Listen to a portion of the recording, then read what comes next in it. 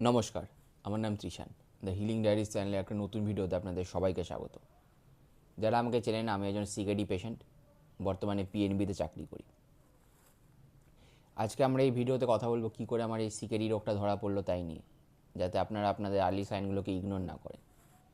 সালটা 2019, MSc chemistry complete করে তখন কলকাতাতে গেটের প্রিপারেশনের জন্য আছি। তখন থেকেই ইনডাইজেশন আর বমি হওয়া শুরু হয়।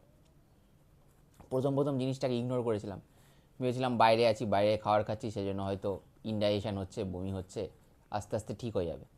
কিন্তু জিনিসটা সময়ের সঙ্গে সঙ্গে ঠিক হওয়ার বদলে বাড়তে থাকে।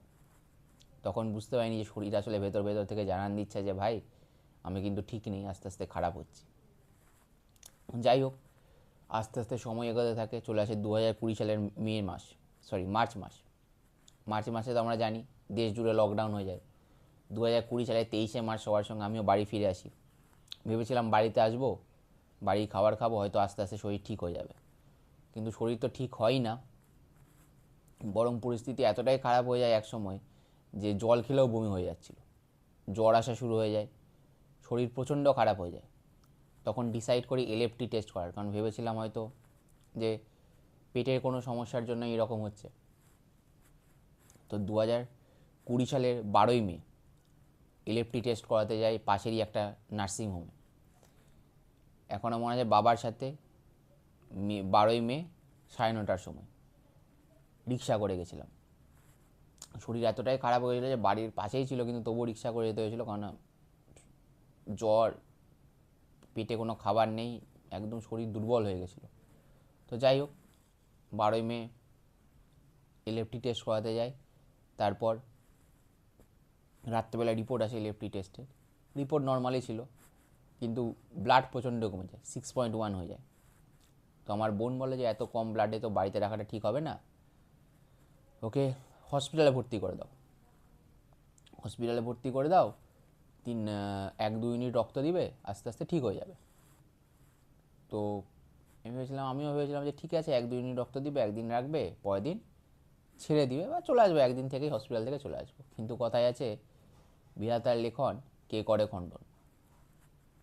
তো বিধাতা তো ভাবছে যে ভাই, আমি তোর জন্য অন্য প্ল্যান করে রেখেছি, তোর প্ল্যানে কি হবে, ঠিক কিনা, তুই কবে যাবি কবে বেরাবি সব আমার হাতে। যাই হোক, তো 12ই মে 2020 রাত 9টার সময় নার্সিংহোমে ভর্তি হয় ব্লাড নেওয়ার জন্য। তো নার্সিংহোমে ভর্তি হলে যেটা হয়, প্রথম প্রথম কী করে যে ওরা তো রিপোর্ট দেখে কষ্টটাও জানতে হবে যে এমন তো না ব্লাড দিলাম 2 দিন পর আবার ব্লাড কমে গেল, আবার ব্লাড নিতে আসছি, এটা তো প্রসেস তো চলতে পারে না। জানতেও তো হবে যে কেন, মেন কষ্টটা জানতে হবে ব্লাড কেন কমছে, যাতে ওই সমস্যাটা না হয়। তো সেই জন্য তারা কী করে, ব্লাড টেস্ট করে। তো ব্লাড টেস্টের একটা মোটা নিডেল নিয়ে আসে, ঠিক আছে, যে ল্যাব টেকনিশিয়ানরা এসেছিলো, মোটা নিডেল নিয়ে এসছে একদম, গ্রয়নিয়া থেকে রক্ত নেবে বলে। আমি বলছি যে এখান থেকে কেন নিচ্ছেন, হাত থেকে তো রক্ত নেই, রক্ত তো হাত থেকে নেই, এখান থেকে কেন নিচ্ছেন।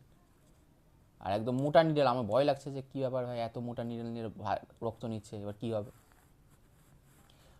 তো ওরা বলে না না ভাই, এখান থেকে নিতে হবে, এটাই নিয়ম। তো আমার তো তখন সেই মানসিক বা শারীরিক অবস্থা নেই যে আমি এখন ওদের সঙ্গে এখন লড়াই করবো যে না কেন নিচ্ছেন, কী ব্যাপার বোঝান আমাকে, ঠিক আছে। ঠিক আছে তাহলে এখন নিতে হবে তো নিক। তো তখন নেয়, রক্ত নেয় রাত 12টার সময়, মানে ডেট হয়ে গেছিলো 13ই মে 2020। রাত 12টার সময় রিপোর্ট আছে, ক্রিয়েটিনিন লেভেল 13.2। ইয়াস, 13.2, যেটা নর্মাল মানুষের ক্ষেত্রে যেটার রেঞ্জ থাকে 1.2, সেটা আমার ক্ষেত্রে ছিল 13.2। I don't know what is CKD, but that number change my life for ever. আমি হয়তো ওই নাম্বারটা, ওই দিনটা কোনো দিন ভুলতে পারবো না।